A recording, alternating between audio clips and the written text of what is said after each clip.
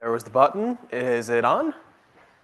Fantastic. So yes, this is a presentation on local edible berry bushes and some other things too, made in part with the Bountiful Branches plant sale, which my lovely assistant, yeah, you're assisting, here, just told you about. Yeah. And my name is Dillon Weist. As she said, I am the garden manager and lab assistant at NWTC in our Sustainable Agriculture and Food Systems program. I also have that degree, and I'm working to become an environmental engineer as well. And I'm also a certified permaculture designer, which I will mention a little later in the program. That's me actually in the Shire in New Zealand in March of 2020, which was things would happen in a couple of weeks from that picture that, you know, I certainly was on an adventure. But so this presentation will be put into two parts. The first one will be talking just generally about plant maintenance and care and how to plant stuff, how to take care of it, a little bit of what to do with it once it's grown. And then the second part, we'll see how long it takes to get through all of it, will be about each of the varieties of plant being given out, or being sold for a plant sale. And then afterwards, we'll do questions from the people here and then the people online. Because we do have some folks who are listening in on to this presentation from Zoom. And this is being recorded and will be posted to the New Leaf website at some point, right? So if you don't think of the question now, or if you want to remember something from this, it'll be on the New Leaf Foods website. Org, there we go. It's a .org. All right. So in a couple of, on May 10th or the week following, a bunch of mostly bare root plants will be handed out. We distribute from a couple different growers across Wisconsin. One is Dickinson County, about half an hour north. Another is from Outagamie County, half an hour south. And if Brown County ever sells native plants like this again, we'll distribute for them too. Mostly they'll be bare root, meaning they have no soil around their roots, and they've been kept in cold storage since last fall, growing root structure, so that they'll be sturdy and ready to plant this year. If between when I pick them up in a couple of weeks and when the plant sale is, they break dormancy and their little leaves start popping out, then I will pot them, put some soil in them, let them in the sun, and they'll leaf out. However, I'm hoping that doesn't happen, but you can't always control plants. So for those of you who have purchased our plants through the sale, that's most likely how you would be picking them up. Once you get them, if they haven't broken dormancy, have them put the roots in some kind of potting soil or sand or even shredded up newspaper in a little pot or a bag in your basement until you plan to plant them, which should be soon. Just keeping that moist. Don't fill up a bucket with water, but don't let it dry out either. If they break dormancy before you plant them out, you'll need to pot them up and put them in the sun or make that weekend your planting date. We have set the sale to take place around our average last frost date, which historically has been May 11th, but the last trend has been getting earlier and earlier. However, that doesn't stop a late frost from coming in and causing problems. Most of these trees should be hard enough to survive a light frost or mild snow, but just be aware of that. If we get like a 22-degree day on May 14th, wait till after that. Which you never know with the seasons, do you? If you don't if you purchase these plants but don't have a place you want to immediately plant them, buy a 2-gallon, 3-gallon pot from any kind of Steins or a Menards, fill it with some potting soil, and then water that a couple times a week until you do intend to plant it out. That's up to you guys. I don't know what your site looks like. All right. I didn't catch. I don't know what Poland is doing there. All right. Now, siting your plant it's an involved process. We have, I think, 8 different plants on sale this year. Mostly, since they're mostly fruit crops, don't plant them too deep, or like if your yard is a little hilly, don't plant them at the very bottom, especially if water pools there. That's most fruiting plants don't really appreciate having wet feet like that all the time. It's a good place for a willow. And then any spot that gets a lot of wind usually isn't the best. As for sunlight, as much as possible is best.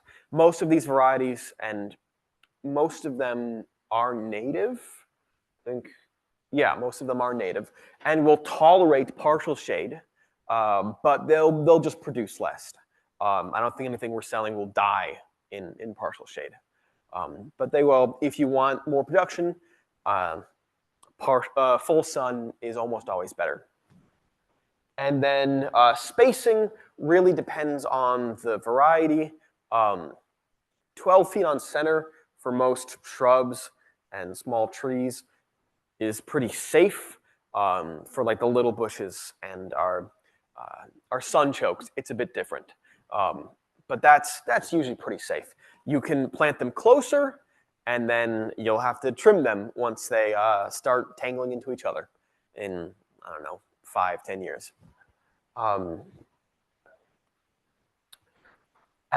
Something, a bit of that permaculture that I mentioned earlier.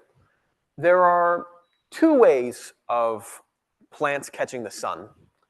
In an orchard, which if you can think of as long rows of the exact same shape of tree, which is very nice to mow down, very nice to put big mechanical apple harvesters down through. They're designed for the maximum tree space, and a lot of sunlight reaches the ground, which is why you have to mow them a lot. However, if you think of the edge of a forest, where a field meets a slightly older growth of wood, on the right here, it's a mixture of plants, isn't it? And there's a lot more plants per little bit of space, isn't there, compared to an orchard? It actually captures more sunlight as the day goes through than an orchard does. This is a permaculture practice. And permaculture which is a newer or alternative method of growing perennial foods like raspberries and apples and our American plums, which tries to better mimic nature. Because as anyone who's tried to keep a forest-side garden knows, plants are so good at growing when we're not trying to grow them, aren't they? But then when you try and keep a rose bush alive, it pouts and then dies. Roses do take a little more than most fruit trees. But plants are very good at growing if you let them grow the way they want to, as opposed to the way we want to. And one of the developing methods and ideas about how to do this is called a food forest, which better mimics the way nature and ecosystems work. But it's still intentional. It's not just throwing a bunch of seeds on bare dirt or an existing forest and hoping that something happens. It's intentional. It's hopefully a good marriage between human needs and the way plants actually work. Um, one of the elements of a food forest is using different layers. Does that have a laser pointer? Oh, is it? There we go. There's a laser pointer. So it's using different layers. If we remember back to the forest edge, there's a whole variety of different shapes of trees and shrubs and plants. There's the big canopy trees up top, lower to mid-sized trees, then shrubs and bushes, and then herbs and ground covers, vines that'll grow up and down through things, and then things that grow underground, like root crops and mushrooms. And so instead of growing rows of an orchard of the exact same shape of tree and then beating back the grass underneath it, if we grow a variety of different crops, perennial crops, in a nearby space, you won't get as much of each individual crop as you would from the orchard, but overall, you can get far more from it. Plants don't mind growing near each other. A lot of plants actually don't even like being in full sun all day. They handle it, but they often during the middle of the day, they'll, I don't remember the complicated biology words for it, but they eventually, they have to shut down the process of photosynthesis because it becomes too warm. And so getting the underplants, getting the dappled light through the top canopy layer actually lets them produce longer. And there's more to it than just finding different sizes of plants. Another concept is called a guild. So in nature, there's no one there to put down nitrogen and phosphorus fertilizer, is there? Plants and animals have been in a self-producing system for, oh God, when did animals come on? Well, when did they crawl in the ocean? Hundreds of millions of years. I'll safely say that. Hundreds of millions of years. Oftentimes, plants in an ecosystem will have certain relationships with other plants in that ecosystem. Some plants are better at attracting pollinators than others, like especially the little ground flowers that have long seasons of blooms that can support pollinator populations until eventually the time for other plants, like think about most fruit trees, they bloom in a short window in the spring. What are bees supposed to do for the rest of the year? If you just have an orchard of apple trees, after that time, the bees have to find somewhere else.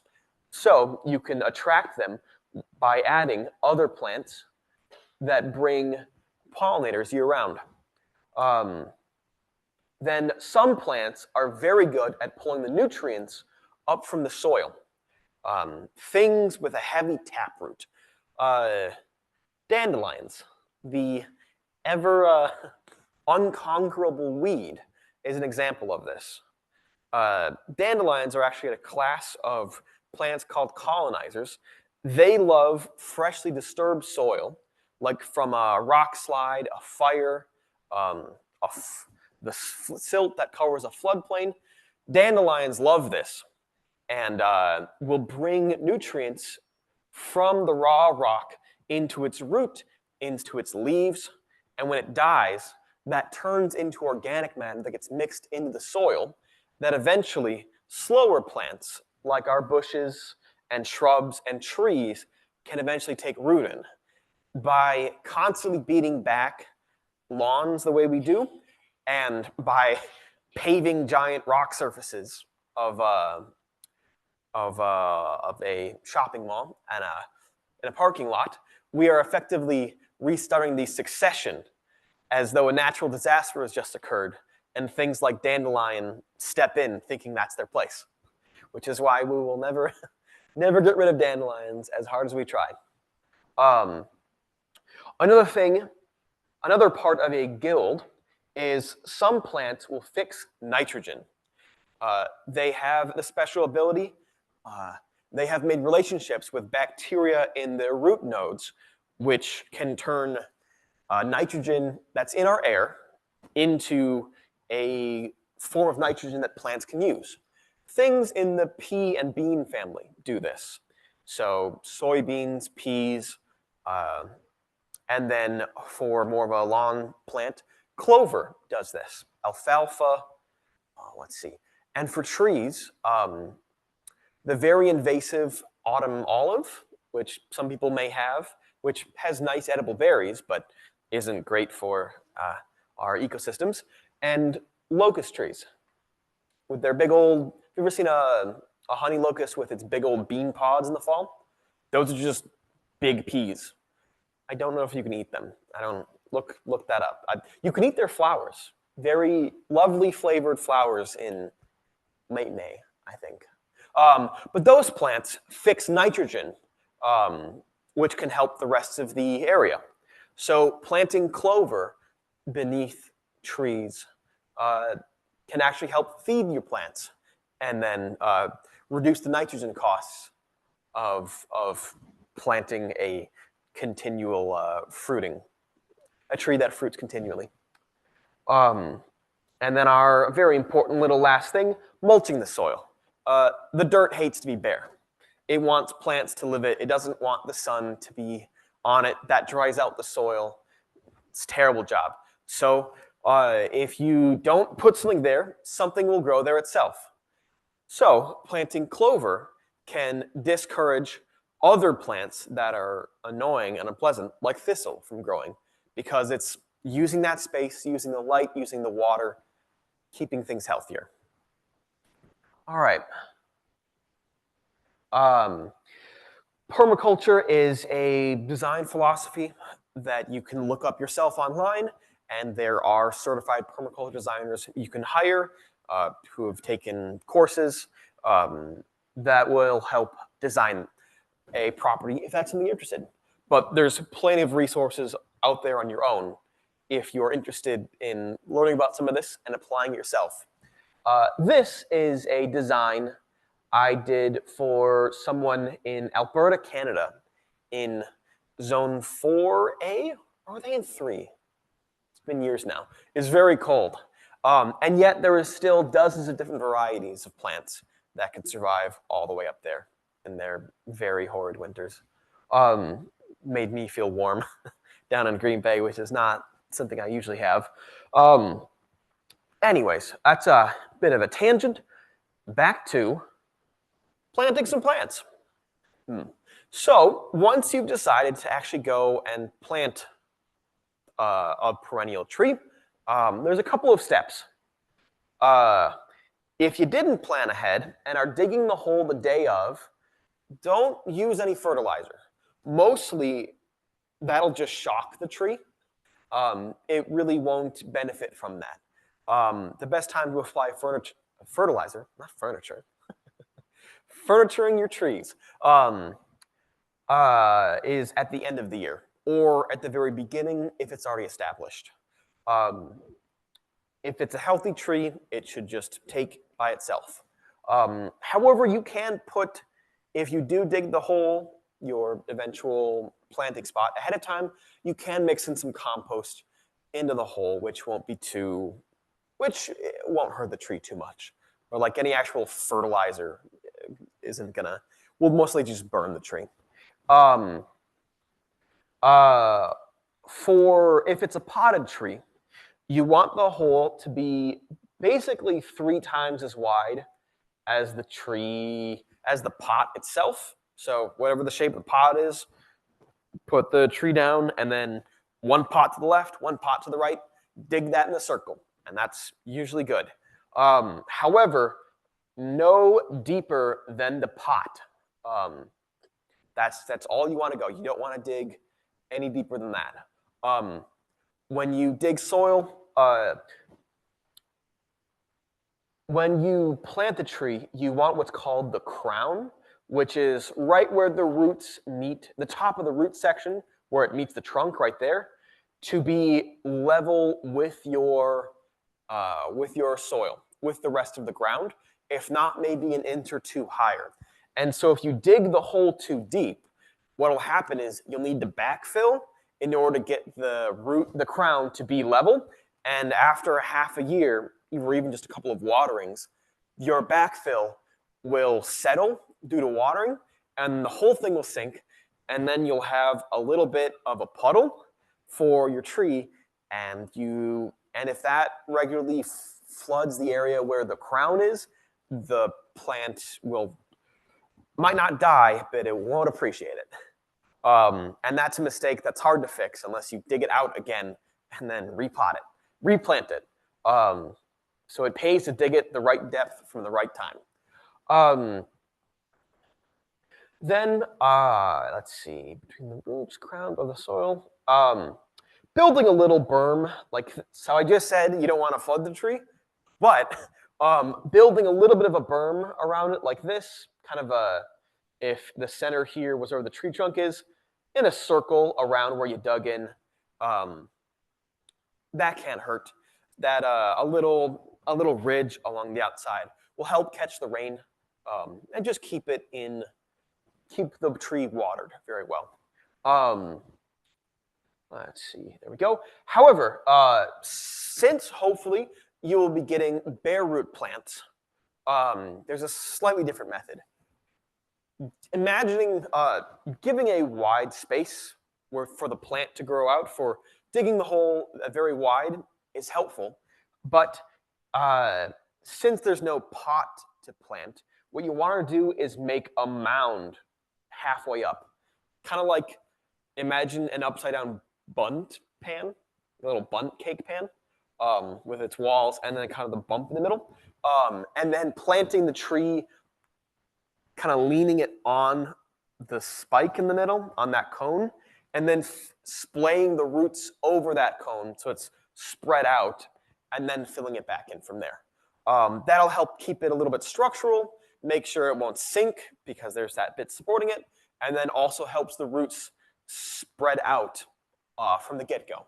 Whereas if you plant them too close together, it won't be as structurally sound, and it won't. They'll have to spend more time growing wider to get the nutrients from the rest of the soil. All right, and then once it's planted,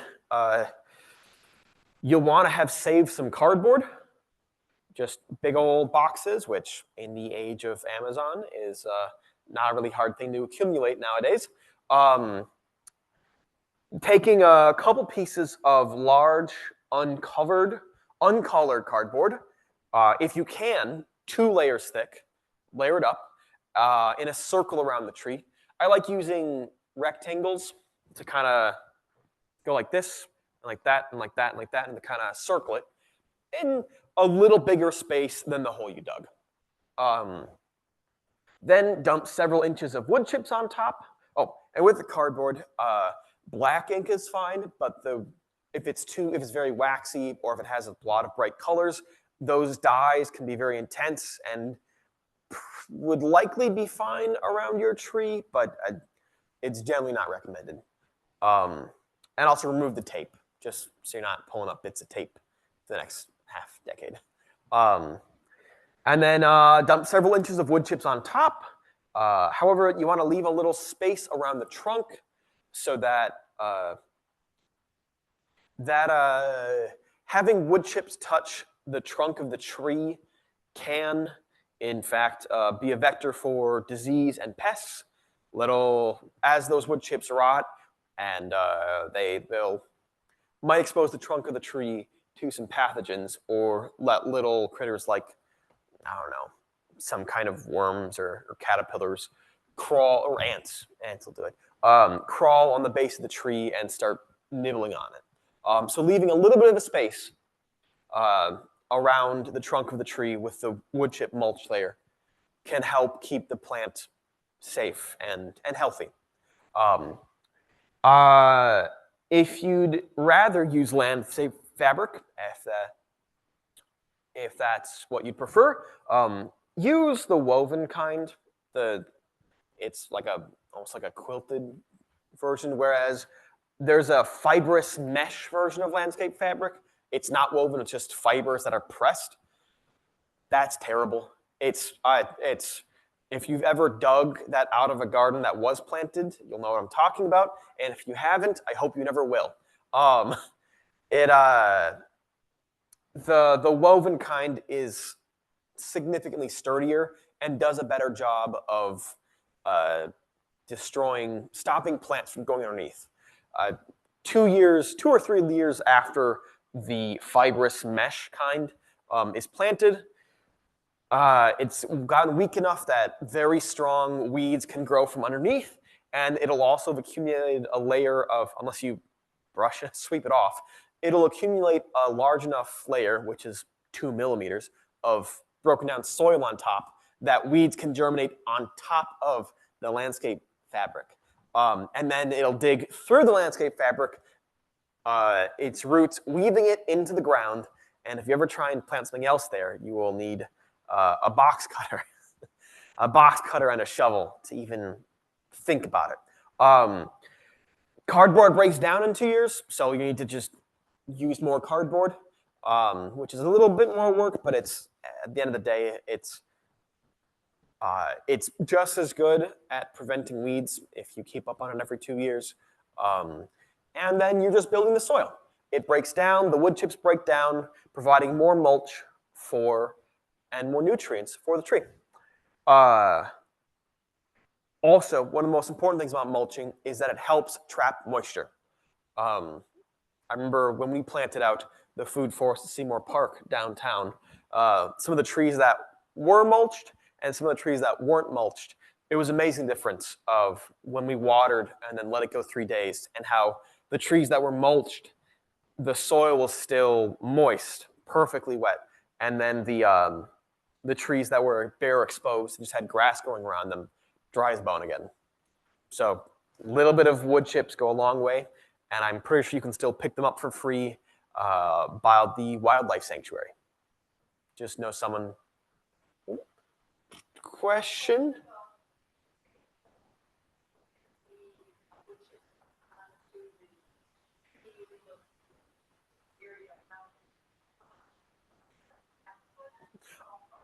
Sure. The question was how far away to keep the mulch away from the trunk of the tree, and 4 to 8 inches.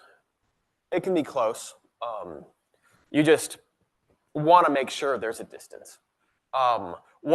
Especially with our fruit trees, I will highly, highly recommend using a trunk protector.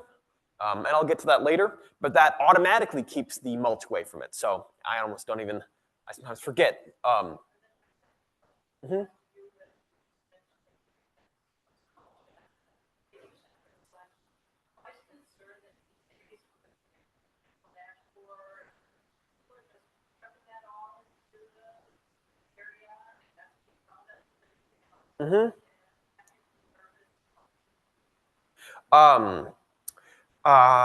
The question was concerned about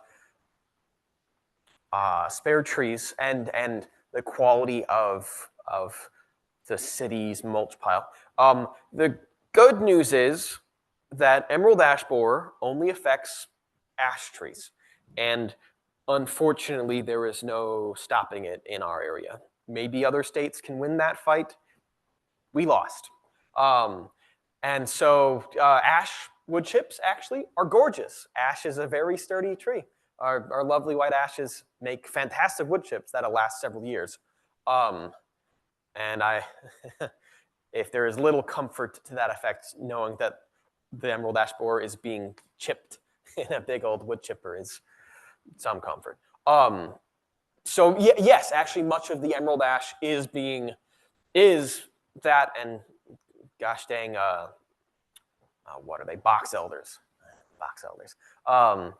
Annoying weeds of trees do make a large portion of wood chips that you'll find, or if you see someone around your a landscape company around your neighborhood chipping down a tree. But for the most part, that actually is safe to put around your garden bed. Yes. So good. You know, I'm at NWTC. We had 50 ash trees. No. It was 98 ash trees planted half a decade ago, and all but 4 are gone. But it's been very good for my garden because I've lovely selection of ash wood chips, about 3 inches deep. So yes, that is. If you have a tree that gets a disease, like most tree diseases are very tree specific, fortunately. So the likelihood of contamination isn't great. But yes, all right. And we'll have more questions at the end. All right, and then, yep. Oh, that was the next slide. Varmint protection. This is almost necessary. Next year for this sale, I will try to wrangle us to be selling some kind of varmint protection with the tree because the wood of our lovely fruit trees, I guess, also tastes good to rabbits and to woodchucks, which is so painful. We have 3-ish, 3 to 5 categories of varmints, of creatures that will do harm to our lovely fruit shrubs. For most people, unless you live really downtown, the biggest, most common one is deer. The buggers. They love the twigs. They love the fruit. They love the bark sometimes. If what I've found, because in my garden, which the Bounty Garden is in the back of the botanical gardens, if you've ever been to the children's garden that's been recently installed or updated and just kind of wandered too far and seen some terraces, that's my garden. Unfortunately, deer get into the fence and then get stuck inside the fence. Or when I'm leaving work out of the botanical gardens front gate, I'll see them waiting across the street. It's a family of like 5 deer, and we can't do anything. My younger brother is an excellent bow huntsman, and I have been so tempted to just say, Addison, go, but I can't be responsible for a deer bleeding all over the children's garden. Yes, we can dream. So I have to fence my garden. For deer, it depends how you're fencing. If it's near the thing you're protecting, about 6 feet is all you need. If you're making a larger fence that's sort of like the property boundary, almost up to 8 feet is necessary. Deer can actually jump up to 12 feet. Isn't that a lovely fact? But they only get that high usually in like a threatening situation. If they're just browsing, 6 to 8 feet. 6 feet if it's close to something. If they don't think they can land easily on their side, 6 feet will stop them. If they can see they can land on the other side, 8 feet is they don't have very good depth perception, so they don't know how tall the fence is. Furthermore, black plastic fencing is good for this, especially at night. They might jump halfway, get tangled up, and go, "Oh, okay, I'm not going to try that again," and then they'll walk away. So actually having a lighter colored fence can tell them so they can see where to jump, and then they'll jump it. But plastic for most home uses, plastic is fine. If you live away in the country with herds of deer, you might want to invest in a metal fence.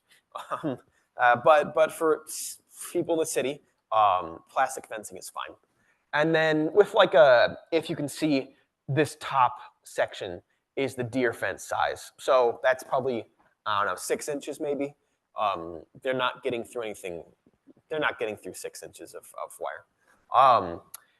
Rabbits and woodchucks, however, will laugh at a plastic fence with 6-inch spacing. They don't nibble the tops of your trees.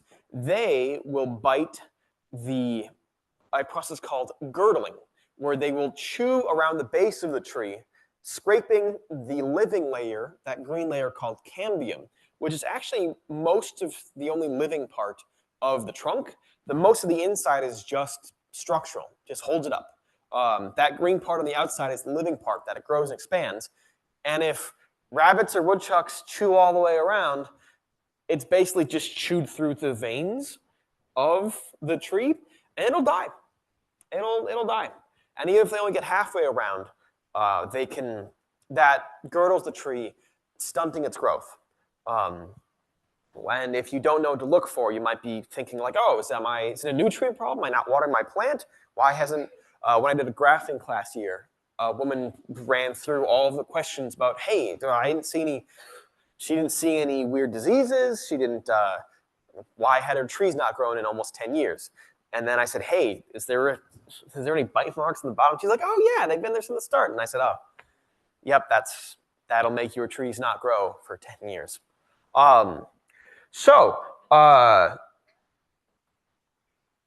Rabbits and woodchucks need metal fence because they'll chew right through the stuff. They'll chew right through plastic. Won't even bother them.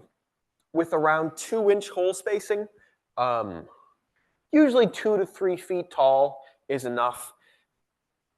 They just discourage them. I think rabbits can jump more than 3 feet, but if you make it so that somewhere else is easier to get to, they'll go somewhere else.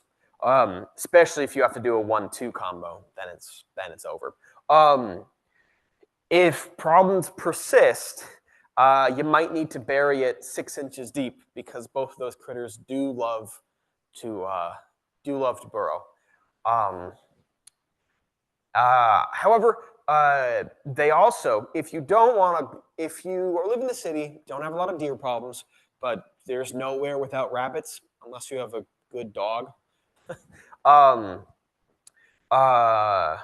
perhaps have a fox at your house. But even then, they make a trunk mesh, and I really should have gotten a picture of that. They make a variety of products that you can put around the trunk of your tree for about the first 2.5 feet, really. The simplest version is you can just go to a hardware store and pick up some drain tile, just some drainage tile, and then cut that to the desired height, cut a straight line so it kind of opens up like a C, from the side you could open like a C, and then put that around the tree trunk. If you look at any of our city parks or any new planting of trees, you'll see that around it, and you'll go, oh, that's what that is. That's to deter rabbits. And that does successfully deter rabbits. They also make other like mesh products and fancier things. Like Menard sells little 2-packs of them for $3, I think. So if you have purchased plants, go and buy that. Just go and buy. Just don't, not even a question. Not even a debate. If you wanted to get anything from it, go and buy some protection. Then squirrels and birds, who don't so much crawl, they don't so much get from the ground, and they don't hurt the stem of the tree or the twigs, they'll just steal all the fruit and nuts just every year. The only thing,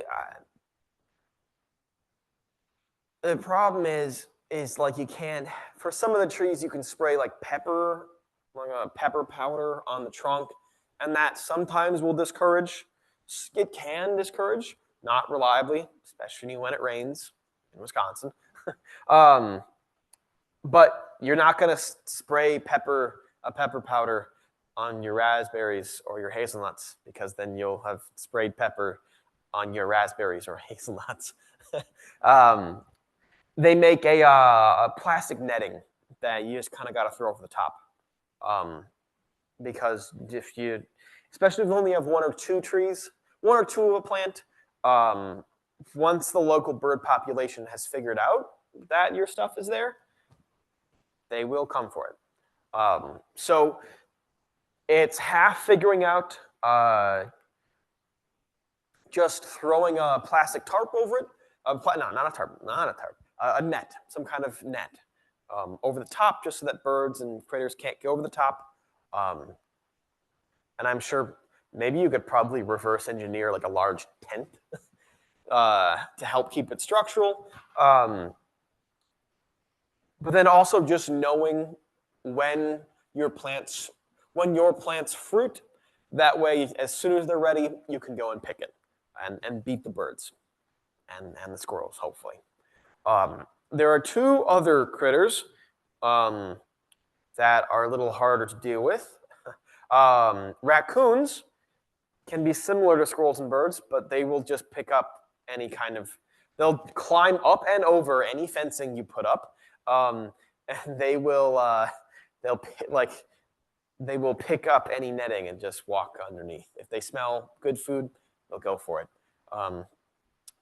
And the only setting traps out, if you see some raccoons, you gotta set traps out, then drive it miles away, drop them off, which is the humane solution to that problem. They're very smart. They're little bandits. They not just the little face markings that earned them that reputation. The other problem that I should hope city people will never have to deal with, but a lot of most of Wisconsin is rural yet, and if you're buying fruit trees, you might got a little rural property up by Anago or something. Bears. Bears are a problem, which require a different fencing solution, wherein you have to leave instead a 2-foot gap. A 2-foot gap between the ground and where your fencing starts near your trees, because bears are stronger than any fence you can put up, unless you're spending thousands of dollars.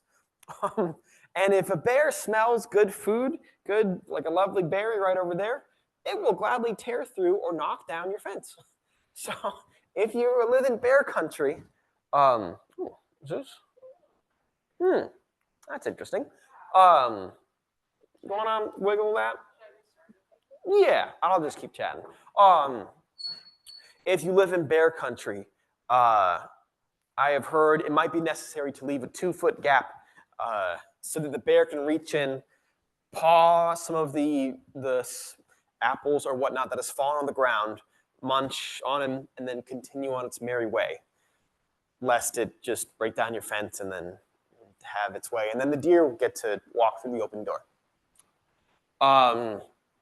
Any other, she's hopefully figuring this out, any other varmint fencing questions? Yes?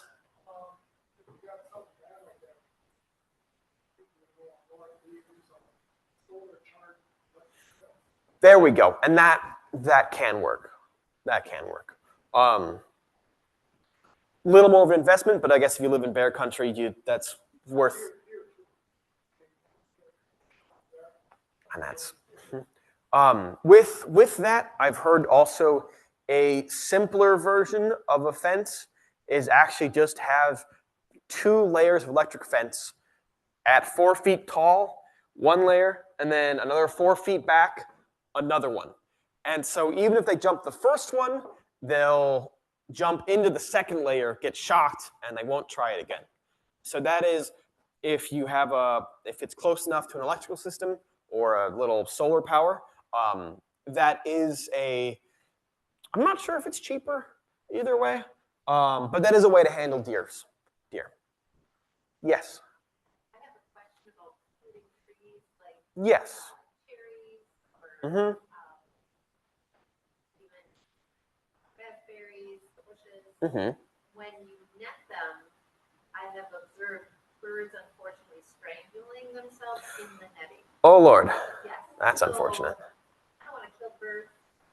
I have seen people actually build almost, it's like a cage. If you think of an atrium where they expose birds in, mild climates. Okay. Where people have done that so you don't snare birds, but is there something, I don't have this, you just have one tree or a small amount of bushes, what's a good way or technique to net something? I don't have experience other than just throwing a bird netting, just throwing over and then getting some rocks. Sandbags would also work around the corners. You could take some EMT pipes, the electrical piping, metal, 10.5 feet tall, and bend them, and then get like a bracket, like a plus sign bracket, and then put that in the middle, and then use that as sort of a structure over that. That would be a bit of an expensive but functional solution. How big was the netting that was strangling them? Because the netting I use has a very fine, less, almost an inch wide or smaller. Yeah. So smaller netting. Yes. I guess big netting could strangle smaller, like a inch or 2 inch wide holes could, I suppose, strangle small birds. Yeah. You raise your hand. Hmm.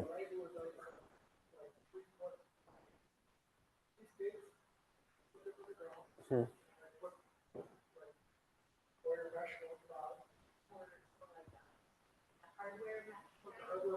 Mm.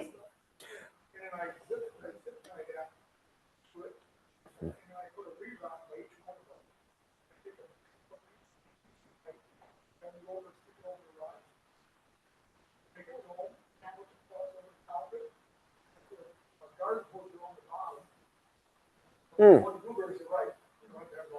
Mm-hmm. Yes. Mm. There we go.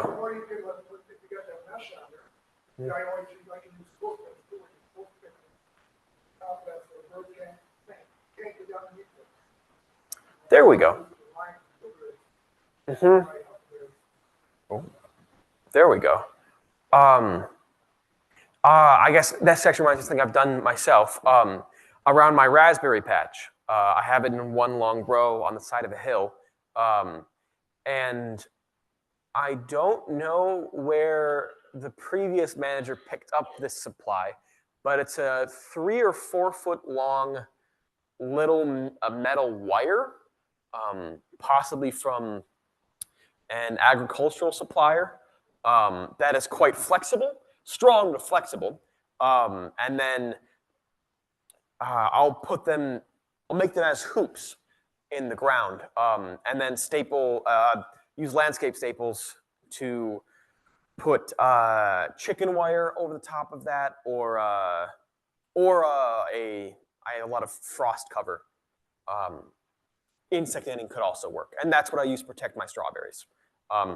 Not a tenable solution for a full 12-foot bush, but for small things, that does work. It's a never-ending fight. All right, the light is undimmed. Another question, yes.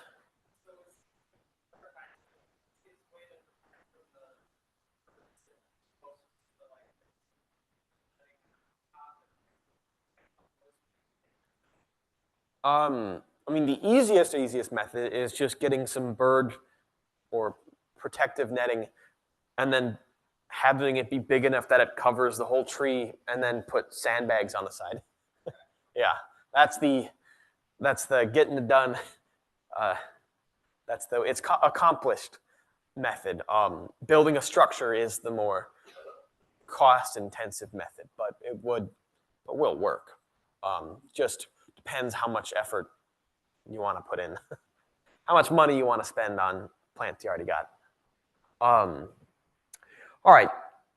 So then a little review.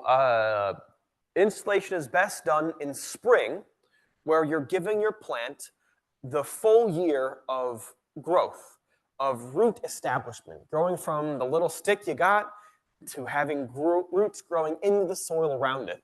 And the whole rest of the spring, the summer, and the fall before winter comes and it goes back in dormancy. Or if you plant it in late fall, in September is when I've done it so far. That way, you're just digging a hole, putting it in, and basically, if you've potted it up, of course. If you've taken a potted plant and then put it in the ground in the late fall, it will, the frost will come and it'll go to sleep. And then, as soon as it wakes up in the spring, it'll immediately start to establish itself for the next season.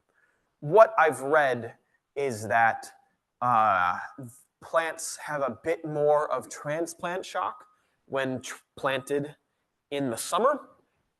First off, because it's just so dang hot, and there might not be as much water, and it won't have as much time to establish its roots into the ground before the frost comes. So most of what I've read said it's best to establish in the spring or in the fall. Then, from what I've experienced, they need to be watered every bright and sunny day for the next 2 weeks-ish. If it's overcast or if it rains, it's not a problem. But for every day that it's the sun's beaten down, even in spring, I mean, we've had a couple of 60-degree days, at least one. At least it felt like it. If it's leafed out, it'll start wilting very quickly. So for about 2 weeks, watering very frequently, taking care of that, and then watering 2 to 3 days thoroughly through the heat of the year. And if it rains once or twice in the year, it's fine. And during that, you don't have to water it if it rains, or if it's been cloudy the whole week. Even with no rain, only about twice, because there's just less evaporation going on, or evapotranspiration, give or take. And then after that first year, certainly in the spring and in the fall, you don't even need to water it. Last year we had an interesting year, didn't we, where late spring through the first half of summer, it rained heavily every week, which made my job a lot easier and destroyed my boots. But I had to do very little irrigation through the first half of the year. And then, God, what was that? Second week of July, the valve turned off. And then we hardly got rain twice through the whole season. So for established plants that have been there through a year, unless we are in a drought condition, you mostly don't even need to water them, especially if they're nicely mulched, because that'll help maintain the water content in the soil near them. But we have been getting that late summer drought, so don't water during then. Question?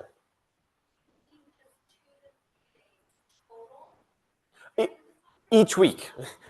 Each week, did I? Oh, yeah. That important question. Yes. That should say 2 to 3 days each week during the summer when it is not raining. Very, very important distinction. Thank you.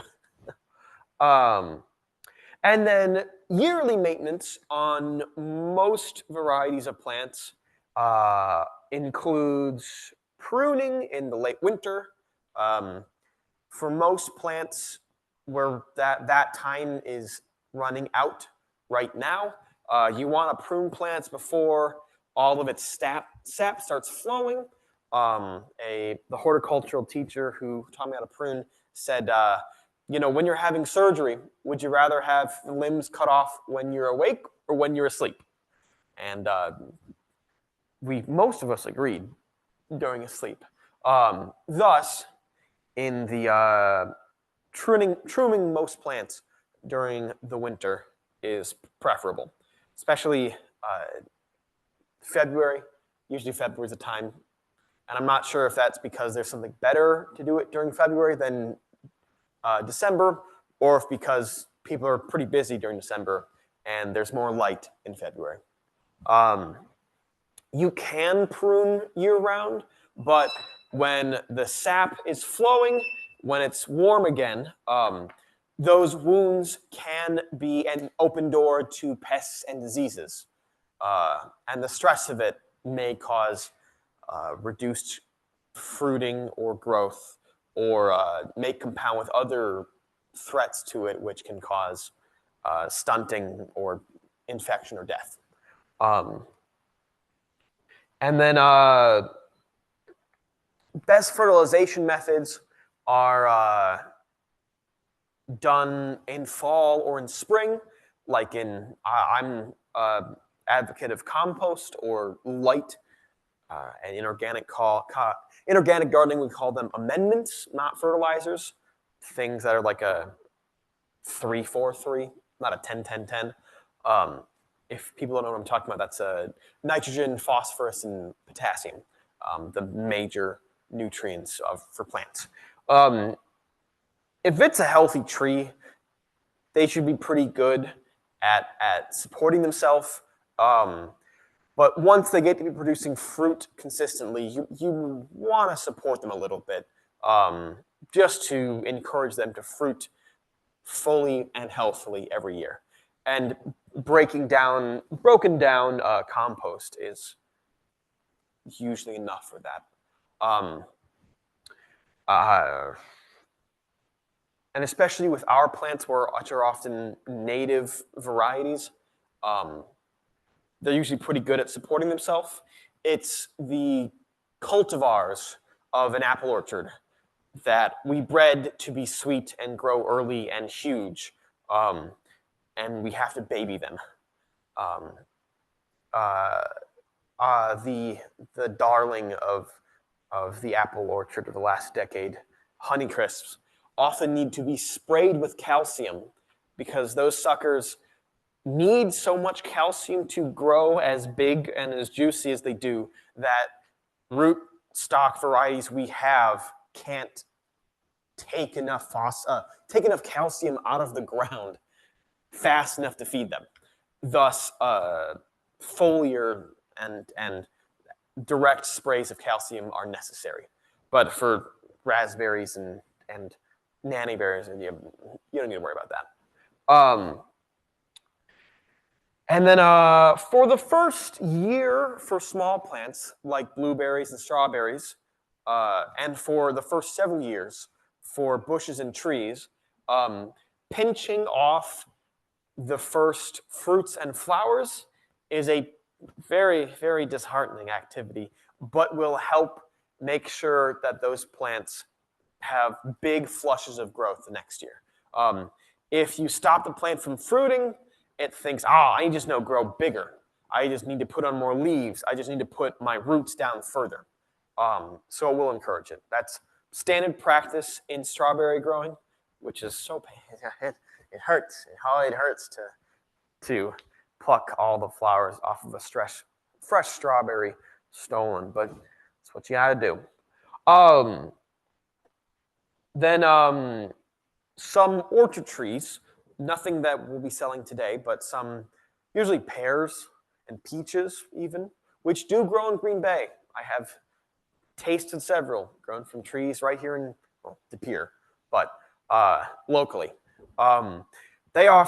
We've bred those trees for as much growth as possible, just bushels of beautiful, juicy pears and peaches, and they get so heavy that the dang plants split in two. So often you'll need to go through in spring and then sometimes even in July and prune half of the flowers off so that it focuses more, so that it's just not so heavy on those branches, especially when they're young, and two, the plants, I have heard people say that when you do that, the fruit that remain grow bigger and tastier. Oh, I just hadn't touched the thing. So that isn't necessary. So will be need to be thinned if any of you are interested in trying to grow peaches or pears in your backyard. There we go. And then with harvesting, especially with some of the varieties we'll be selling, that the plant sale is selling, with our great abundance that they will bring, you probably will need to buy canning equipment.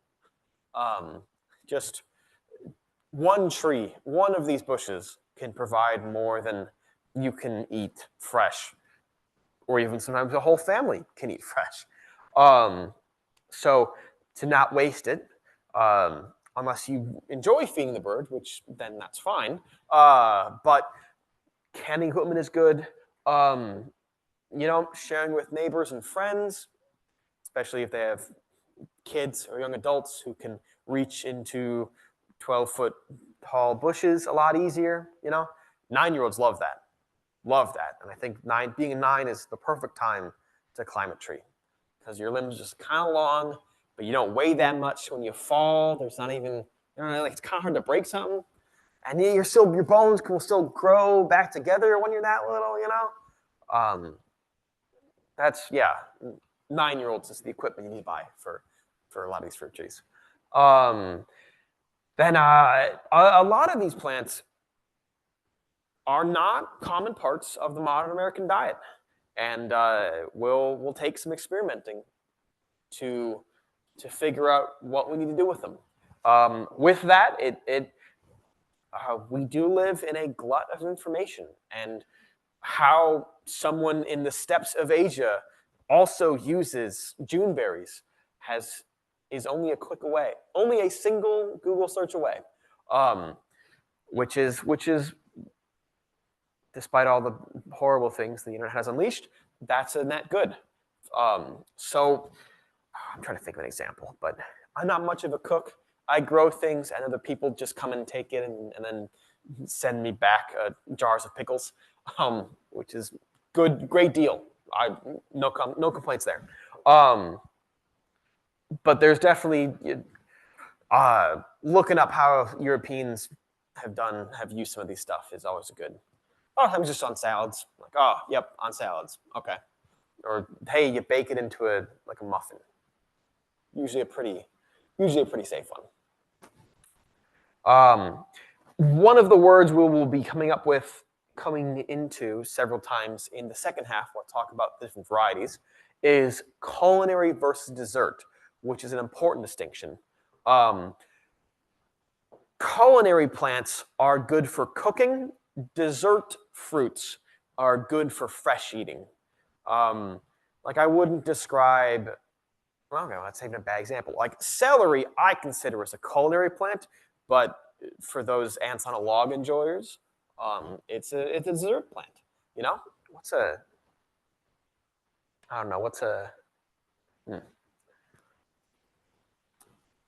A lot of people have different opinions about what is fresh, what's good for fresh eating, and what's something you cook with. Yes, that will be more of a culinary product. But looking it up, some people still do eat it fresh, which is very interesting. Yep, they slice it thin and put it on salads. Oh, yes. One of the plants in the sale is called a sunchoke. It's a tuber. It's the last slide we'll get to, and that most likely needs to be cooked before you eat it. All right. Then, just to plug it again, this is my drawing and the design for Seymour Park, which is a food forest that is now, this half of it is now 2 years old. It's right up there is Ashland Street. Actually, like a block this way is Mason. So right downtown, a block away, Ashland's there. Broadway is a street this way with and this isn't even fully complete, almost 20 different varieties of plants. The little berry bushes are going. Most of the trees are still getting there. We had so many dang blueberries last year. I was kind of amazed. The first year after planting, just flush with them.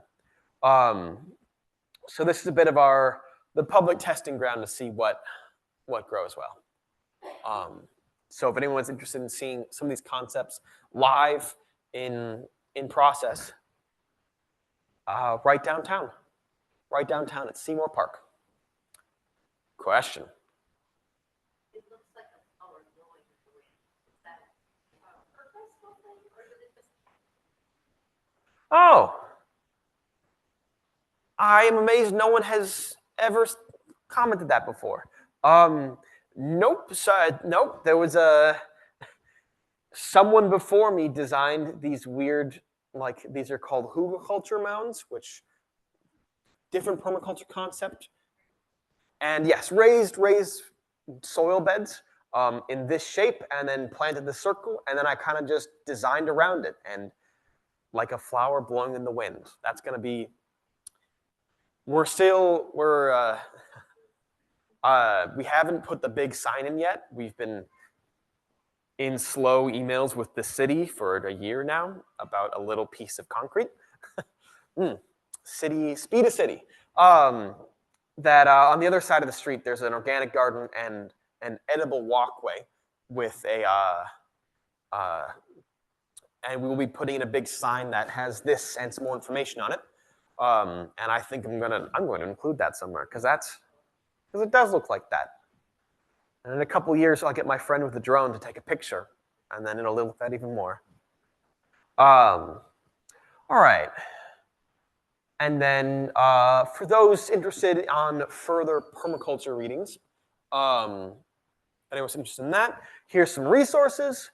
Bill Mollison and David Holmgren down in Australia were kind of the founders back in, modern anyways, back in the 70s and 80s. Jeff Lawton, who learned from them, has a free course online. And then we have a permaculture class at NWTC that's already started. So you have to wait till next year if you'd like to try that one. And then Mark Shepard and the Savannah Institute are agroforestry experts that are a little more local. They're more for southern Wisconsin, but they've been doing stuff for years, written books, have a plant sale themselves through an associated company. And that's, yes. And once that's a whole thing you can dive into, and many hours you can spend learning. All right. Part 2, I'm going to take a drink of water real quick as a little break between our 2 sections. I guess everyone needs to go and grab water themselves. We can do that. Let me stop for a second.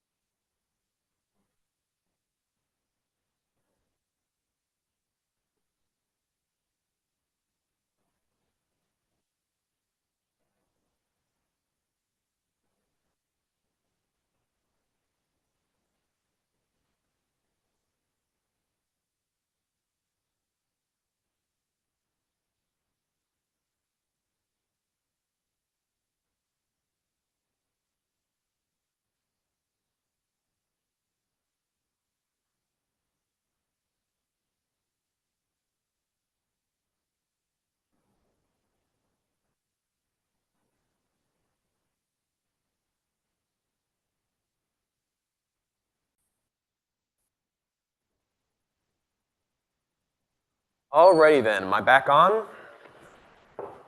All right, so I'm gonna rush through the next section a little bit because I thought we were going till 8, and also I like talking and I like adding a lot more information than is on my slides. And we're only, the online version is only set to go for about an hour and a half, so I need to get through it. The big thing we're selling this year is service berries, which its botanical name is Amelanchier alnifolia. They're also referred to as Juneberries, Saskatoons, shadbush, sugar plums, and sometimes huckleberries. But mostly huckleberries more officially referred to a plant in the vaccinium family, a very tall cousin of the blueberry. But common names often get reused. They are June berries because they fruit in June. Crazy. They're called shad bushes because often, I believe, they would bloom at the same time that the shad little fish would run. Maybe it was. I'm not a fisherman. I know about plants, not about fish. But yes, Amalanchier, and I think I'm saying that wrong because it's a French word. I don't speak French. Alnifolia is the most commonly reproduced. That's the Western variety. I don't actually know if we're selling the Western or Amalanchier canadensis, the Canada version. But they regularly interbreed with each other and hybridize constantly. They're all across the United States, and they just mix and match with themselves. So I'm not even sure if our breeders know if they're what they have exactly. They're all good though. A shapely 8-foot by 12-foot bush, give or depending, which can handle full sun to partial shade. You can find scraggly little guys in the woods sometimes, even. But you can also find them, frankly, more commonly as a landscaping plant. I've done a milkman route, believe it or not. And when I was in Appleton in June last year, I went, oh, this is a service berry. And then I stole like a quart of this person's service berries. But they weren't taking any because they didn't know. These round leaves are usually the giveaway. Round leaves, big blueberry shape, nothing else that looks like it. Perfectly safe to harvest. They just explode with berries for about a week and a half, really, in June, and then they're done. And the end of the season, they're also prone to powdery mildew. So for a landscaping plant, some landscapers don't like them because of that reason. And they often will get powdery mildew, but that's just its life cycle. It's not going to kill the plant, and it doesn't interrupt the fruiting. So there's another one. They taste like a sweet but mild apple with kind of the texture of a very watery blueberry. Very, very easy plant. Very just like a nice little dollop. I think that's where I understand why they're called sugar plums. They are sugar plums. That gorgeous, they'll turn, when they get to be about this color red or even that dark blue, they're ready. The ones I've seen around Green Bay anyways will be that color. I know some of the other serviceberry cousins, I think the Utah and like the east side of the country, those ripen at a bright red. So, just take one, taste a couple, see if they're ready. You'll find out quick. They're a little tart and kind of astringent if they're not ready yet. They're more of a dessert fruit than they are a cooking. They're not overly flavorful by themselves, so when you cook them, it loses a bit. Still nice, and you'll still get so many that you don't know what to do with them, frankly. 2 bushes overwhelmed. The word determinate means that they fruit exactly one time and then they're done. So this is one you definitely get there before the birds do. And if you come back later that week, the berries might have already just dropped entirely, which is always sad because then it's June berry season's done. It's a little flash, but it's usually one of the first things that go, and it's always a good start to the year. Then, I thought I deleted that page. With raspberries, they're slightly far less finicky in terms of burying the plants. Just get their roots under the ground. They'll be good. Watering. This was actually made by my predecessor. I should have edited this. Planting them 2 feet apart. You can plant them even further apart, and you're just extending the time it takes before it becomes a one continuous bush. Because raspberries will spread underground, and some varieties will lean down an air layer, if I'm not mistaken. They are something interesting about raspberries. They have 2-year cycles. So, and there's 2 varieties. If you ever try to look at them at a store, there's 2 varieties. The ever-bearing and then normal. I think just June-bearing. Raspberries and blackberries and all of their weird hybrid cousins have the primocanes, which have the wood itself will be bright green yet. Those just leaf out. They grow big, and then next year they turn to floricanes, which flower and then fruit. And then the year after that, they're the dried out dead canes that are just spiky that you need to remove. So if you're a gardener on top of it, after they fruit in the fall, you can just prune out the floricanes so that you get nicer airflow and just have next year's primocanes. However, ever-bearing cultivars sometimes will produce flowers and fruit in their first year autumn. So that's nice. But if you have a raspberry patch, you'll be getting so many shooting up each year that it's not too much of a concern. Blackberries do not generally have ever-bearing cultivars. If someone figures that out, it'll be another $1 million answer. Yep, and then pruning out the dead floricanes in fall, which helps, one, just get your hands in there. There's less spiky things. Also improves air circulation and reduces disease. Bugs can live in there, and then they can propagate.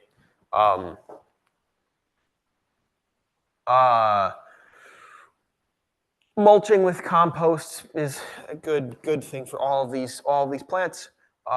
This is a trellis, little kind of fancy of a trellis, frankly, which just keeps it off the ground. You know, raspberry canes fall and flop all over the place. Makes it easier to harvest them. Yeah, trellising is nice but not required. It is okay to dig up and move new primocanes. Raspberries are very easy to just propagate. They go wild. Especially blackberries. Their cousins will just take over a spot, which I never have a problem with. But if you don't want blackberries all across your lawn, invest in a good mower.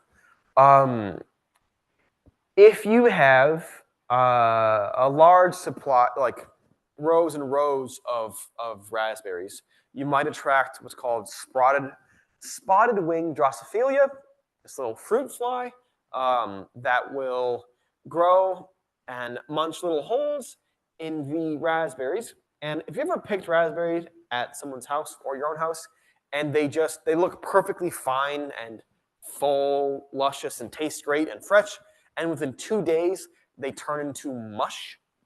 That is because they were damaged by spotted wing Drosophila, which pops little holes in the cell walls, and then they just fall apart. And unfortunately, that's one of those pest losing battle type situations. So if you start noticing that in your flowers, you will need to purchase insect netting and covering it, or eat them fresh for 2 days and then immediately can. There's no threat to human health. It's just it ruins the fruit. You know, a decent raspberry can stay in the fridge for a week or 2, but if you've ever gone picking, you'll notice. You'll pay attention now if you go picking locally and you try and get some, and they just dissolve. Like, buggers. All right. Currants, we're going to skip through because we don't, this plant seller isn't selling them. But if you would like to know about currants in the questions later on, feel free to ask. And if you'd like to try some, come to Seymour Park this July. There is an endless supply of them. Black currants are something very European flavor, I like to say it. They actually love them over in Europe. It's kind of their blackberry, really. They don't have a lot of blackberries, as far as I've understood. They make soda, like soda flavors out of blackcurrant, which I don't understand, but okay.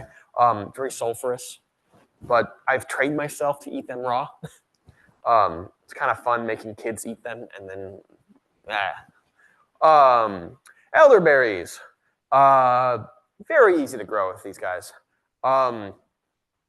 Often, a lot of times, if you just take a cutting and you stick it in the ground, it might just take. Don't even need to make them root. They might just take. Starting in buckets or in pots. Then, yes, elderberries bloom in these shapes called umbels, kind of like things in the carrot family, like Queen Anne's lace. Their flowers are also edible. And a lot of Europeans will make it's a very delicate flavor, but it's quite pleasant. And we'll make elderberry flower tinctures and also soda. You've seen. They can get big and bushy, and they're self-fertile, so you don't need another. You can have just one, and that'll provide plenty for them.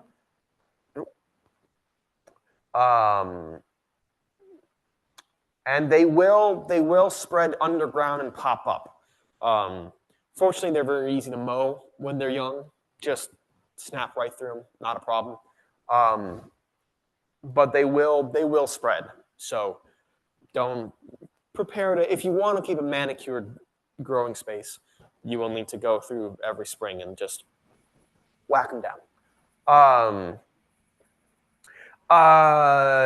The more edible kind that we are selling is the American landscape type, the American wild type. There are European versions with the gorgeous variegated leaves and their purples and reds, or they'll have fancy flower colors. From what I understand, their berries aren't as good for using, for eating, well, for cooking. We'll get to that in a second.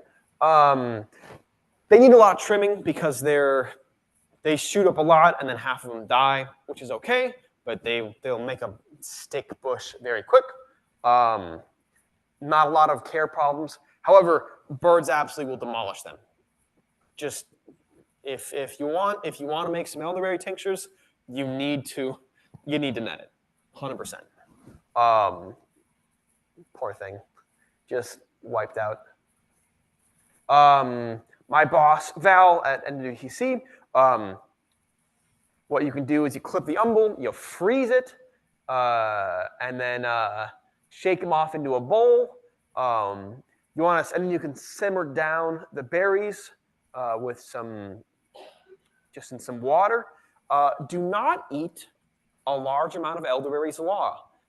They contain cyanide. What? Isn't that fun?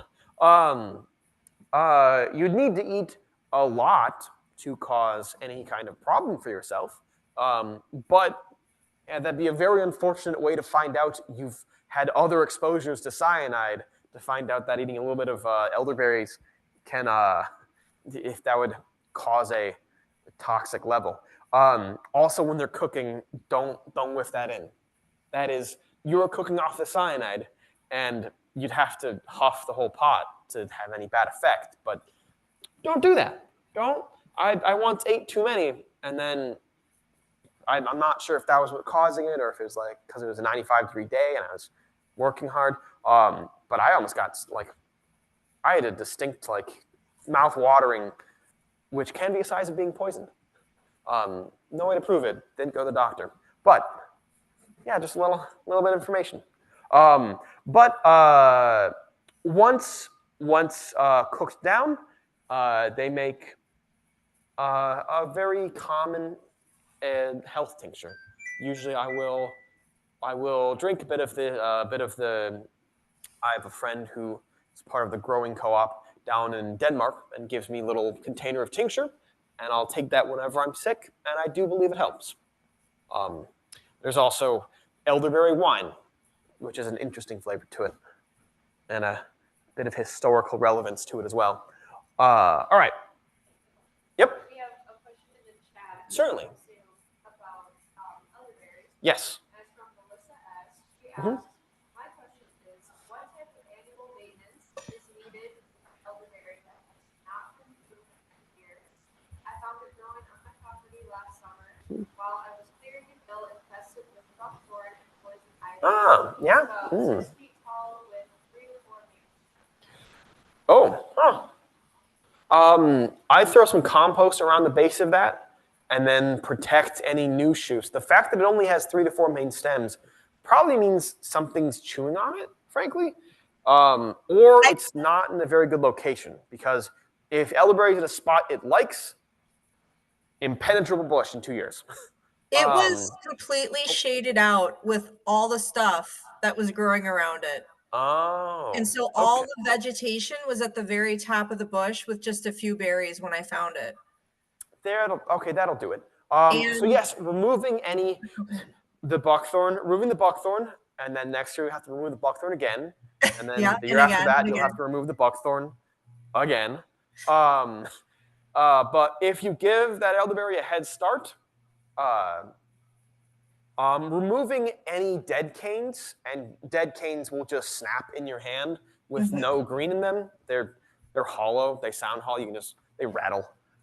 Snipping those off in the bottom, and that's it.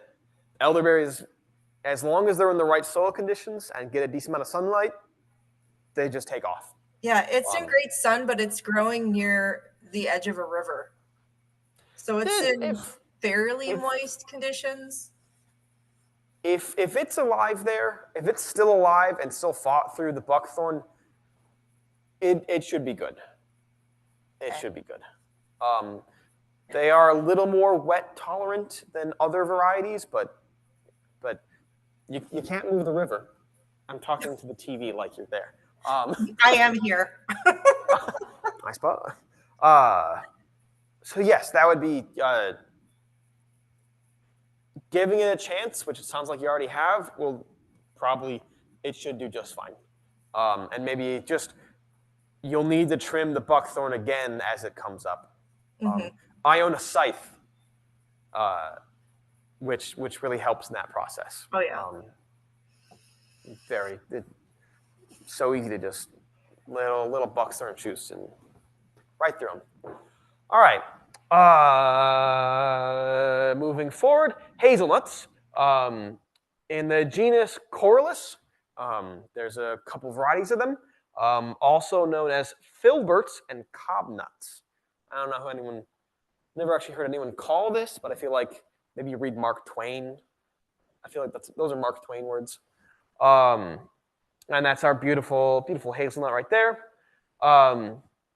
Planting, they can grow from 8 to 20 feet tall, depending on variety, and then 10 to 15 wide. You can prune them into a bush. You can prune them into a tree. A lot of the bushes today, you can do that if you just do it slowly and deliberately. Plant 15 to 20 feet apart, depending. If you want to make a hedgerow, you can. The pollination, the American variety, which is what we're giving out,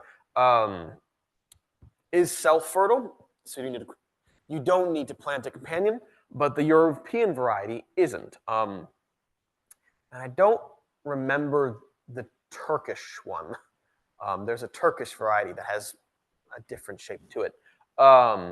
But almost all plants that are self-fertile always benefit from a companion plant. I think their reproductive cycles just benefits from that. That's usually a good rule, is even if it's self-fertile, give it a friend, and if nothing else, in case one of them dies, you still have a plant, you know? All right, the nuts ripen between August and October, dropping when the bush is ready. Although I have about 7 hazelnuts, and I see them full every June of these bright green. When they're ripe, when they're unripe, they'll be bright green like this. The little calyx there has a very like a sour flavor to it. Kind of reminds me of like a sour candy, frankly. A lot of vitamin C, I assume. And then when they dry out, they'll drop. Squirrels always get them first. Squirrels remember before I do. The squirrels remember before I do, and then they clean them out. But if you get them, if you beat the squirrels to it, they can be eaten raw or roasted. And they are the primary nut component of Nutella, the Italian chocolate spread, which is very good, which was like a wartime cost-saving measure that people said, oh, this is actually better. They are very high in oils, so be sure to refrigerate once you pick them. And then they're probably good in the fridge for at least a month or two. It's a good nutty flavor. It's a very good nutty flavor. We're gonna skip apples because we're not going them. But a little thing. Every variety of apple you have purchased from the grocery store was technically a clone, or clone isn't even right. It was technically, biologically, the same plant, because the way apples and most other cultivated fruit tree varieties are done is you take a cyanwood cutting of the kind of plant you want. So like a Granny Smith, you take a little snip of that, you stick it on a rootstock, and if you did it right, it will the plant will heal itself and become one apple tree. And so every Granny Smith, every Red Delicious since I think 1815 or something, has been the same plant that's been cut. I think it was like found in a farm field in Indiana. Has been cut, stuck onto a different root, and then grown somewhere else. It's a whole amazing art. And the rootstock provides the kind of, the rootstock controls how big the plant gets, amongst other reasons, which is why you can have a dwarf, like 6-foot-tall apple tree of the same variety as a standard-sized 40-foot apple tree, because they glued 2 trees together. American plums. God, those look gorgeous. The most plums you'd buy at the grocery store are European or an Asian variety of plums. But American plums, there's also a Native American variety. Along the forest edge, bringing that word back, they're often one of the first things that bloom. So if you're out taking a nature walk in the next couple of weeks, really, you might see these gorgeous little white flowers. That might be a plum. They can grow to, again, a height of 12, 25 feet. Should be spaced minimum 15 feet apart, unless you want to spend the rest of it or your life just trimming it back, which you can do. It's up to you. And again, self-fertile, but benefits from a companion. They bloom in April and May. They'll ripen in August and September.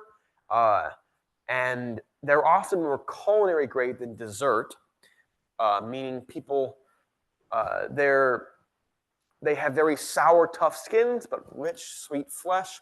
And some people find that sour and toughness, too little, too rough for them. I like them quite a bit, though. I'd eat them raw. Perfect.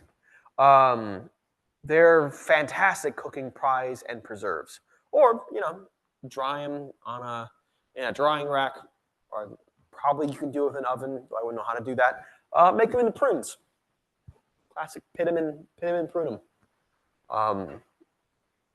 Another thing we're selling is called the Nanking cherry, Prunus tomentosa. also called the bush cherry, the Manchu cherry, since it was found in Manchuria. I think it was exported from Manchuria in northern China. And then the dwarf cherry, because it is it's a bush. It grows from 6 to 10 feet tall, slowly eventually. Very hardy. Need a pollinator, but if you live anywhere downtown, there's likely an ornamental cherry or something in the prunus family that'll be fine to pollinate it. And plant them at least 5 feet away, closer if you'd like a hedgerow, and they are often hedgerowed because, like their cousin, the plum, they have those gorgeous white flowers early spring. They flower in May and put on fruit July through August. They're definitely on the tart side. They're not Nanking cherries are not a Bing, let's say. More on the category of Montmorency. If you like that tartness, if you're lacking vitamin C, they're fantastic. Otherwise, they're very good for cooking and juicing, like the tart cherries. Here we go. New this year are the highbush cranberry and nannyberry, and I've grouped them together because they're both in the viburnum family. Highbush cranberry over here is Viburnum triloba, and the nannyberry is Viburnum lentago. Highbush cranberries are actually in the Viburnum family. They are not cranberries, which is a vaccinium in the blueberry family. Very different.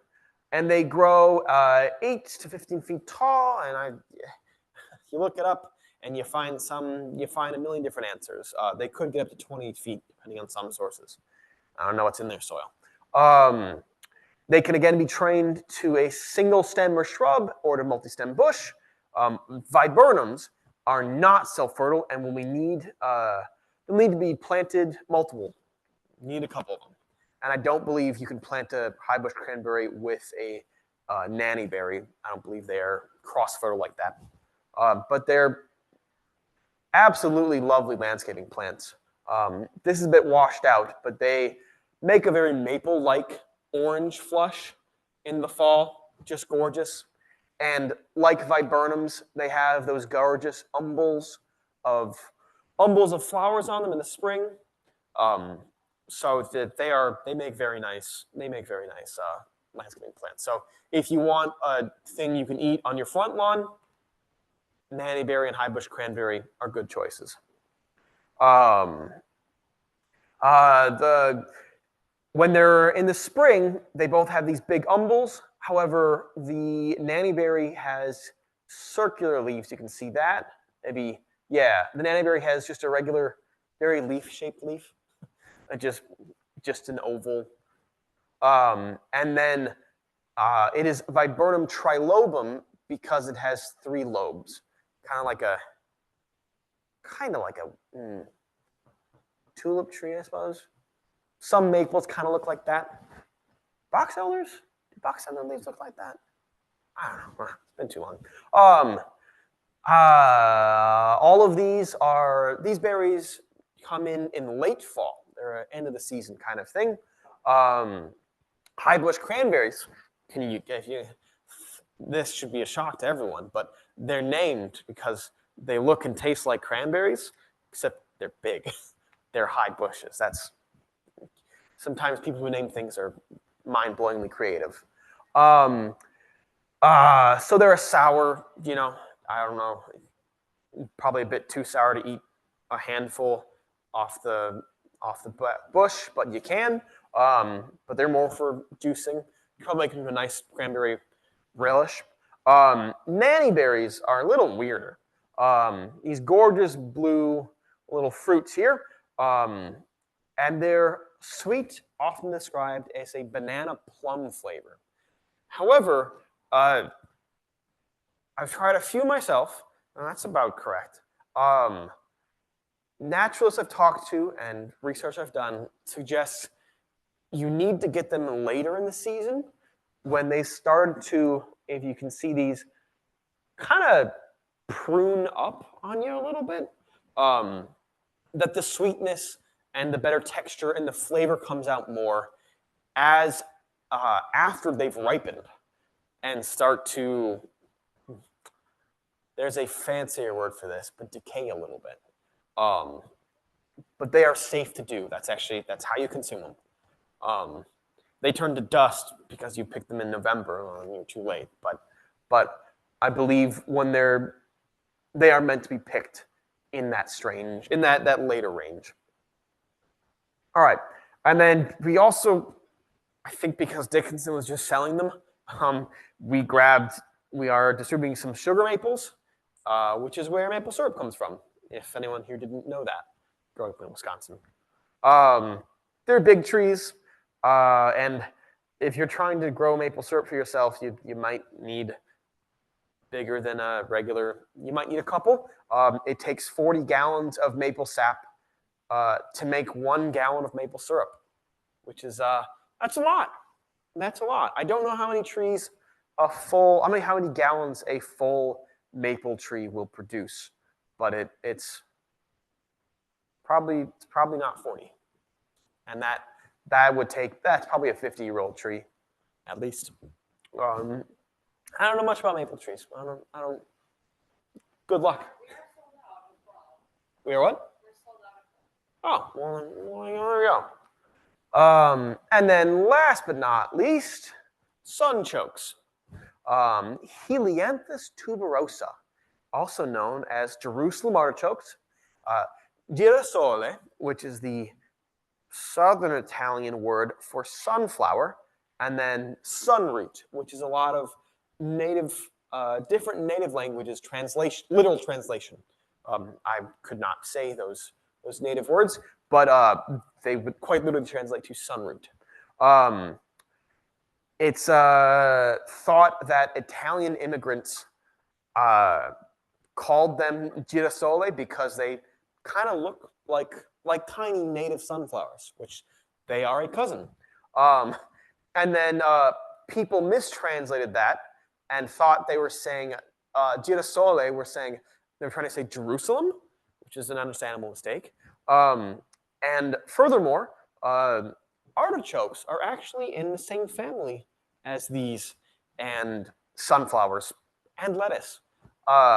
And so they have a slightly artichoke flavor to them. Thus, the Jerusalem artichoke, which is such a bizarre name that I think in the 70s and 80s, as they were trying to propagate this a little more, they came up with the sunchoke name. And that's kind of like what a lot of people like to go with nowadays. So they're a tuber crop. Sunchokes, you plant them in the spring, and from that little rhizome, they'll shoot right up, making just each tuber will make one to a couple of these stalks. And then if you let the flowers go to seed, those seeds will also grow in the same spot. As you can tell by this patch, they're very vigorous growers. And they can absolutely take over a garden space if you don't keep them corralled.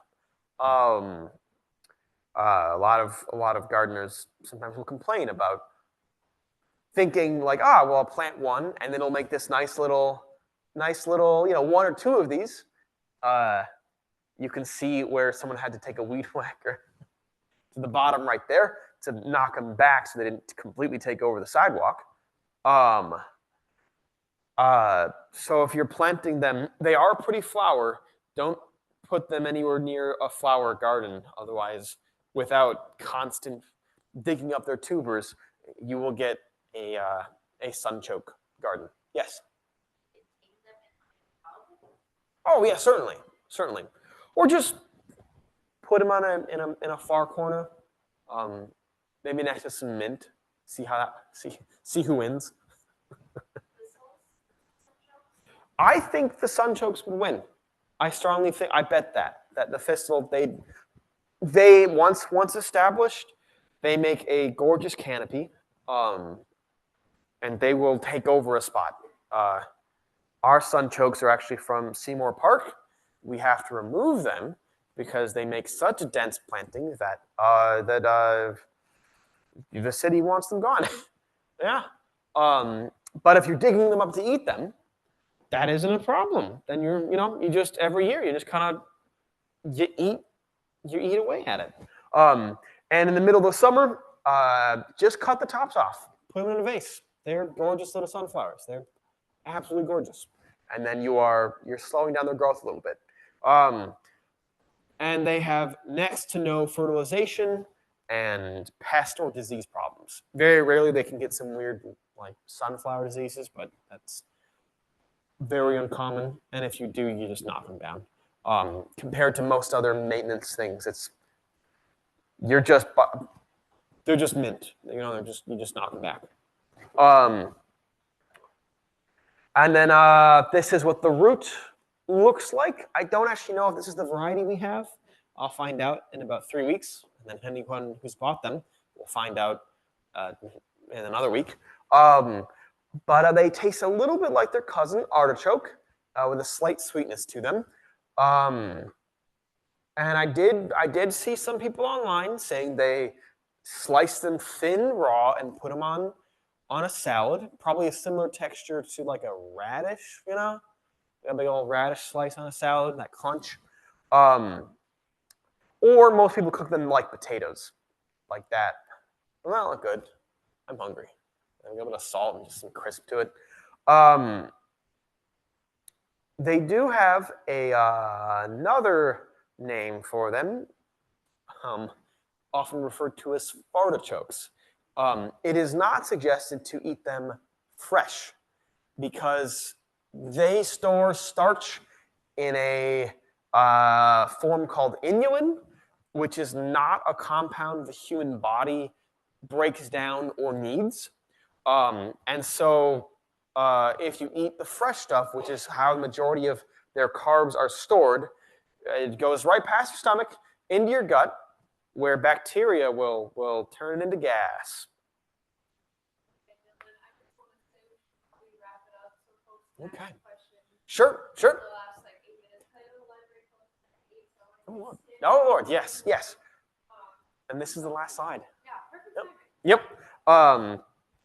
If you leave them in storage for a couple months, that inulin is converted to fructose, and presumably is less distressing. So it's a food that takes some knowledge to prepare. The Germans make liquor out of it. That's a thing. I'd love to try that sometime. All right. So that's it. If the sale is still open, don't know it's still available, but the first handout day is on Saturday, May 10th, the day before before Mother's Day. One side of our landscape horticulture garage will have the Bountiful Branches sale. The other side will be my students' club, the NWTC Garden Club. We will have a good selection of organic veggies you can plant in your garden, along with some native pollinator plants. That's a new one this year. We're going to see how that works.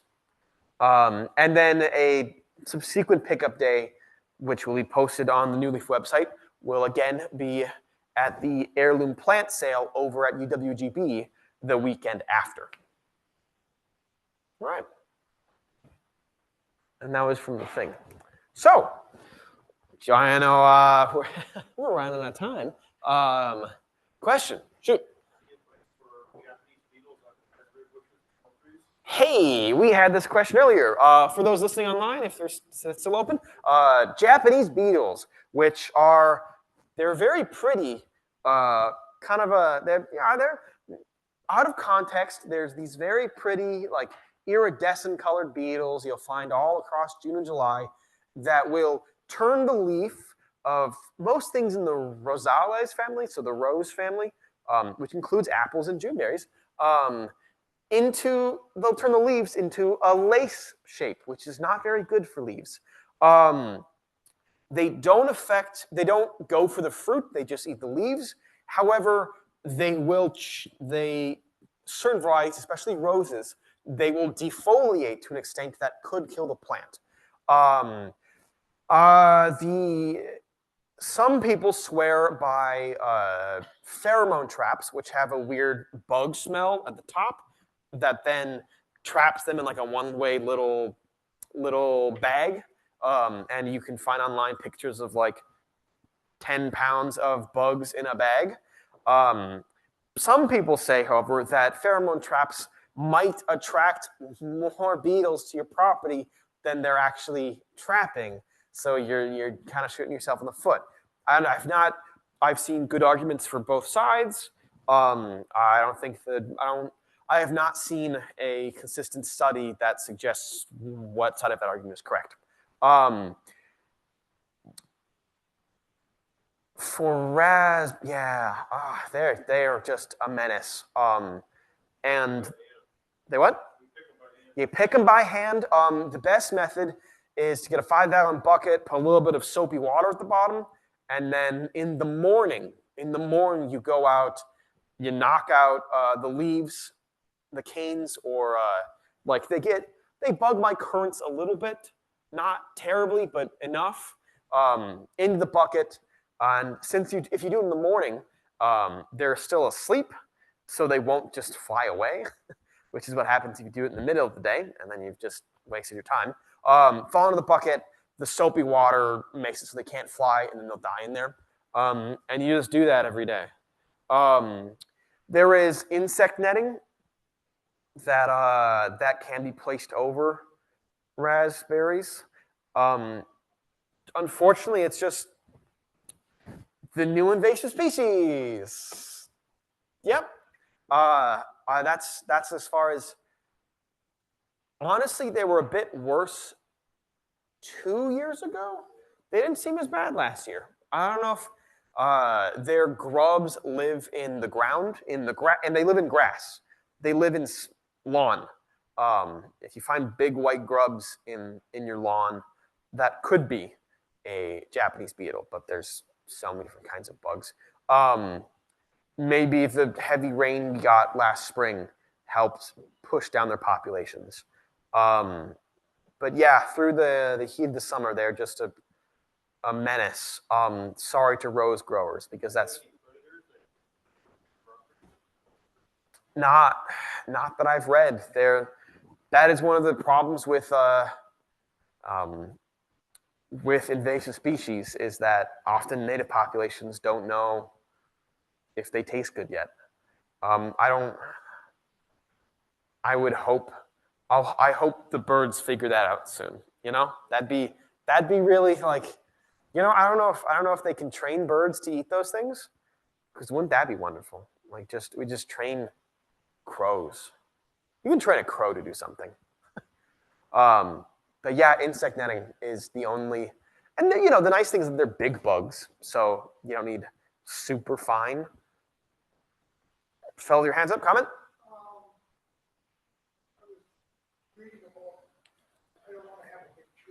Mm-hmm.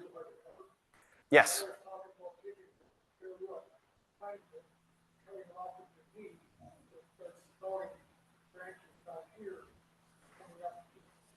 For what tree? Oh, yes.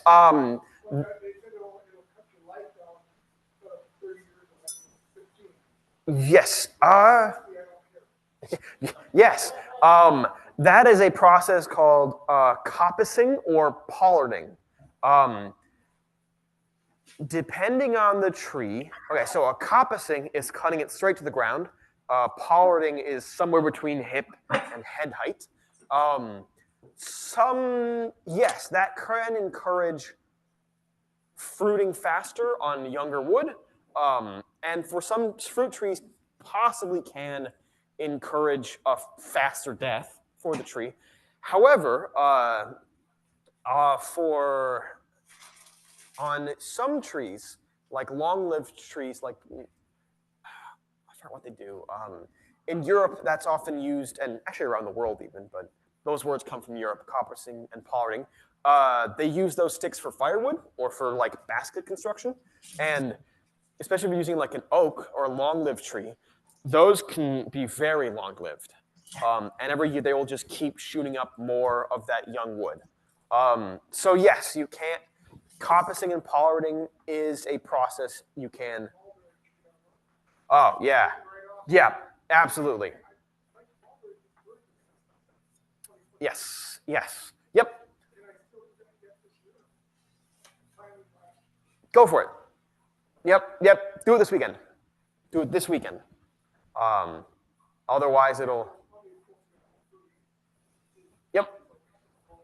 Mm-hmm.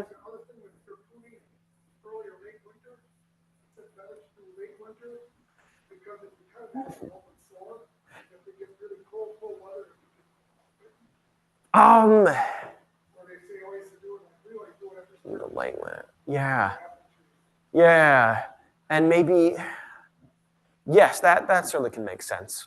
Why the people I've February is usually the March. There we go. And that certainly makes sense. Yeah, and that is also true. Yeah, no one wants to.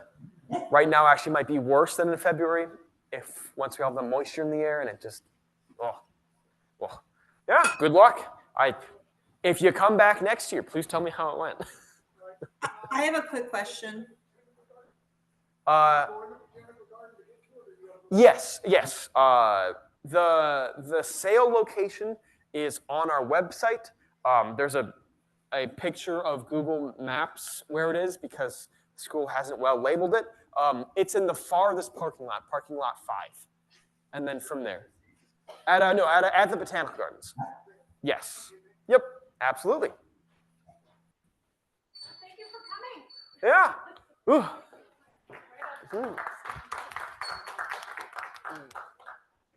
So I guess we'll have to do 5:30, huh? Sure. Can you tell me, is that a mulberry tree? Absolutely, that's a mulberry tree. Is it? Yep. Okay, so I bought my house in 2009. Mm-hmm. I had lilac bushes. Well, they're still there, but they're like pretty much dead. Yeah, lilac